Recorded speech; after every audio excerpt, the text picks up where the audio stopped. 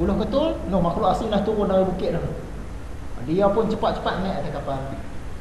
Jadi bezanya sekarang, orang A itu tadi dia ada satu buni penuh dengan batu-batu yang berkilat-kilat. Orang yang B dia ada 10 ketul batu saja. Jadi mereka ni pun belayar sampailah ke darat. Bila sampai ke darat, pergilah ke kedai berlian, ke kedai Jauhari. Orang yang A pun dia nak jual, dia pun lampak seguni. Okey tuan Jauhari, cuba kira saya nak jual semua. Jauhari ni orang yang mahir tentang batu-batu permata. Hanya Jauhari yang mengenal manikam. Manikam tu batu permata. Dia pun tengok-tengok, dia asing-asing kan.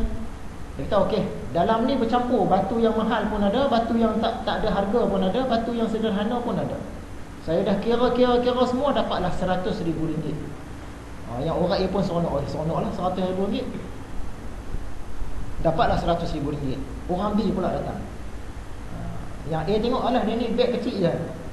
Yang B tadi dia pun lampak batu dia, adalah 10 biji. Yang tadi seguni, ni 10 biji je. Tapi bila Jauhari tu tadi dia tengok-tengok, dia cek, dapat RM1 juta. Sebab satu saja pun dah RM100,000 kan. Nampak dia pilihan yang penting tu. Bawa 10 ketul je, tapi satu tu je RM100,000. Sama dengan seguni orang tu bawa.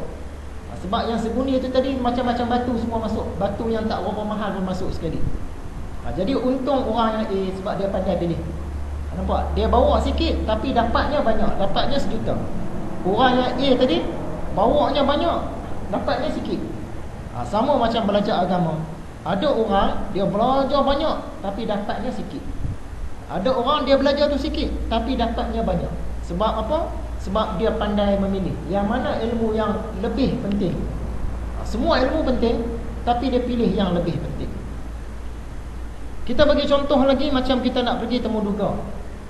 Okay, dua orang, abang dengan adik ni dah lama dah duk isi borang nak minta kerja kan. Duk tunggu, rasa tak dapat lah temu duga ni. Tiba-tiba hari Isnin dah sampai surat, abang dapat, adik pun dapat, di tempat yang sama, kerja yang sama. Dua-dua pun seronok lah, ni surat temu duga dah sampai ni.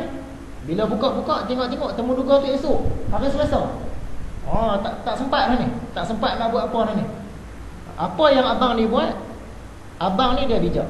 Dia pilih hak mana yang penting-penting. Mula-mula dia cari IC. Dia tahu dah IC nak pakai esok temu duga. Dia cari IC, dia pergi photostat, pergi jumpa ketua kampung, cok. Tu semua makan masa tu, sebab masa dah tinggal sikit dah. Dapat surat pukul 12 tengah hari. Esok pukul 8 pagi dah nak pergi temu duga dah. Kemudian dia cari pula sijil berhenti sekolah, sijil SPM, diploma, semua dia cari lah. Cari pergi pula kedai photostat, cari pula ketua kampung, cok pula sahkan. Kemudian surat panggilan temu duga yang dapat tadi tu. Surat panggilan tu pun pergi photostat, cok pula dengan ketua kampung. Kemudian cari gambar, nak ambil gambar tak sempat dah. Dia tak apa, ambil gambar yang lama. Jadi yang si abang ni dia siap benda-benda yang lebih penting. Sampailah ke malam, habis dah. Esok nak pergi temu duga terus lah. Yang adik dia berbeza. Adik dia siapkan benda-benda yang penting, tapi adik dia dah tinggalkan benda yang lebih penting. Dapat surat temu duga tu pukul 12 tengah hari. Dia kata, esok temu duga mesti nak kena pakai tie. Tai tak pernah ada. Fikir-fikir, pak saudara lah dah, kampung sebelah. Start motor pula pergi rumah pak saudara. Nak pergi ambil tie ni. Dah pukul 2 petang. Lagi nak beli minyak rambut. Nak pergi esok temu duga ni. Penemu duga ni nak tengok rambut kemas ke tidak, wangi ke tidak, masuk bau busuk macam mana. Pergi pula ke pekan. Pergi pekan pula beli minyak rambut. Beli pula minyak wangi. Terfikir pula lagi, name tag tak ada, jangan name tag zaman sekolah dulu ada lagi. Selongkap pula almari, jumpa negara. Kemudian doa pula, Allah. Dulu orang kata kalau nak temu duga ni, nak kena ada doa pelembut hati. Pelembut hati orang temu duga tu. Siapa nak pergi jumpa ni? Tok Imam. Cari pula Tok Imam kan, pergi semayang pula. Cari tunggu pula Tok Imam. Lah habis semayang ke Tok Imam, saya esok nak temu duga ni, nak doa pelembut hati ni. Tu dah lepas semayang isyak pula, teringat nak cerita dengan kawan pula. Nak kena cerita kita. Pergi pula kat tembok. Pergi timbuk, lepak pula sekejap, beritahu aku dapat temuduga esok pagi pukul 8 ni nak kena ready ni. Sampai dah tengah malam. Tapi dia tak siap hak yang lebih penting. IC photostat tak ada. Cok ketua kampung tak ada. Sijil tak lengkap. Sekadar yang mana yang ada saja. Surat panggilan entah ke mana. Gambar pula. Pergi ambil gambar pula di pekan. Ini gambar lama tak boleh, dia kena gambar baru ni. Esok dia tak terima. Dia kata ni pemalas ke apa ke. Pergi pekan pula, ambil gambar pula. Siap waktu tu juga. 15 minit siap. Jadi yang abang dia tadi, masa tinggal sikit, tapi abang dia usahakan benda-benda yang paling penting. Kad pengenalan, sijil-sijil, surat panggilan dengan gambar. Sekadar yang ada. Yang adik dia usahakan benda yang penting juga. Memang benda yang dinilai dalam temuduga. Tapi adik dia terlupa nak siap benda yang lebih penting. Jadi adik dia siap tali leher, siap minyak rambut, siap doa pelembut, siap dengan name tag zaman sekolah, siap pula pergi ambil gambar, lala tu siap. Beli pula minyak wangi, cerita pula pada kawan-kawan kan. Esok pagi pukul 7 dah start tolak. No sampai kat Ipoh no 8.30. 8.30 tunggulah nombor panggilan. Yang abang dia bila masuk-masuk tu tak apa lengkap. Tali leher tak ada, name tag tak ada kan. Minyak rambut pun tak ada. Tapi benda utama yang penemuduga ni nak tengok, dia kata, "What my file?" Tak file. Dalam file tu dia tengok IC ada. Photostat IC ada. Pengesahan ketua kampung ada. Sijil-sijil semua ada. SPM, SRP semua ada. Surat panggilan pun ada. Gambar pun ada. Tak apa dulu Kurang-kurang dia temuduga juga. Walaupun nampak si abang ni tadi tak apa cantik penampilan dia temuduga juga. Yang adik ni tadi bila masuk-masuk, dia bukan nak tengok yang tu dulu. Dia kata buat my file. Letak file tengok. IC ada. Ni photostat IC tak mana ni? Saya tak sempat lah semalam baru nak buat. Tak boleh ni sebab kami nak photostat IC ni. Tengok sijil SPM tak ada. HTMR ada. Ni SPM mana pergi?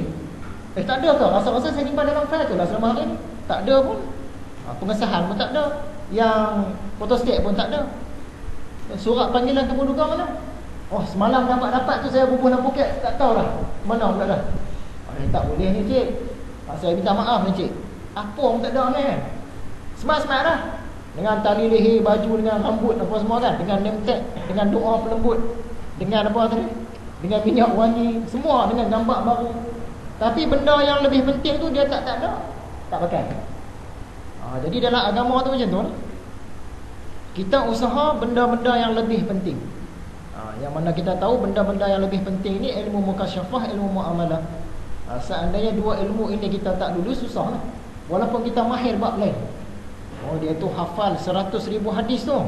Jangan main-main. Tapi mukasyafah muamalah tak selesai. Nanti dia akan jadi rugi. Seterusnya kita ada menyentuh hadis. Riwayat Imam Abu Naim. Cuma hadis ini hadis yang dhaif. Tapi isi dia kita nampak sesuai. Kata Nabi Muhammad maksudnya, barang siapa mengerjakan apa yang diketahuinya, nescaya dipusakakan Allah kepadanya ilmu yang belum diketahuinya. Kalau kita ni buat ilmu-ilmu agama mana yang kita tahu, kita buat, kita tak tinggal, satu ketika nanti Allah bagi ilmu yang kita tak payah belajar. Kita tak tahu dapat je. Contoh yang kita bagi hari tu, kisah satu orang anak muda. Dia masa kecil memang dia belajar Al-Quran, tapi baca dia meleret je. Jenis tak berlagu. Dia tak pernah belajar dengan tok guru yang ajar lagu pun. Bila dia remaja, dia tak baca Quran. Dia tak baca Quran kan? Masa zaman blues, dia tak baca Quran lah. Dekat-dekat nak kahwin ni baru teringat nak baca Quran balik. Dia pun baca. Memang dia boleh baca sebab masa kecil pun boleh baca. Tapi lagu tak ada. Dia baca meleret je macam papa ni.